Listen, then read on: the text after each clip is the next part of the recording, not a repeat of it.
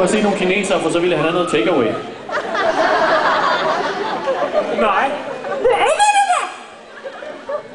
Han bliver da være ærlig. Kun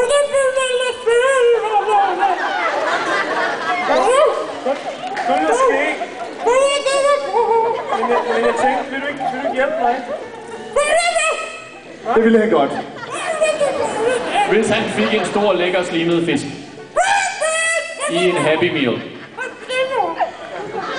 Tom spurgte ham, hvad er meningen med livet? Hvad er meningen med livet?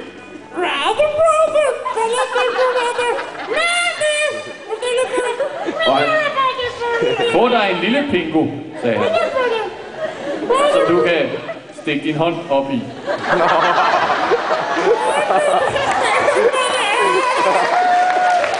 Det varmer så dejligt i Antarktis, når man får kolde luffer. Han gav ham 3 ledetråde til, hvordan han kunne få et lykkeligt liv.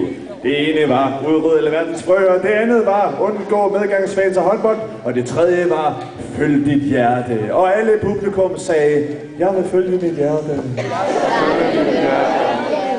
Ja, det vil jeg også. Jeg vil følge mit hjerte. Så han dansede en frisk ballet, som udtrykte noget med at følge sit hjerte og gå efter sine drømme. Ping pong, here I come. Og Pingo sagde, jamen jeg vil da svare igen med en lille musical til jer for dig, Tom.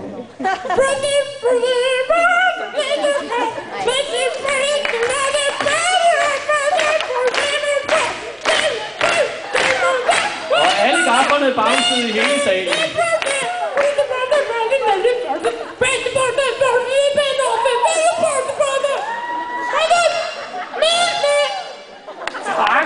Sagde han.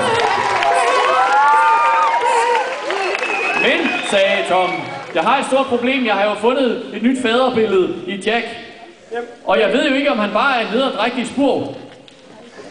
Jamen, jeg har fundet sådan et faderbillede i Jack, fordi at min far er nederen. Hvad siger han? Han siger, at Jack er klam, og han dingler, og han er femset.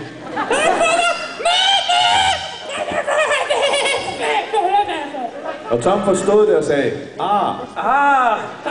og bad pingvinen om at gå det svin.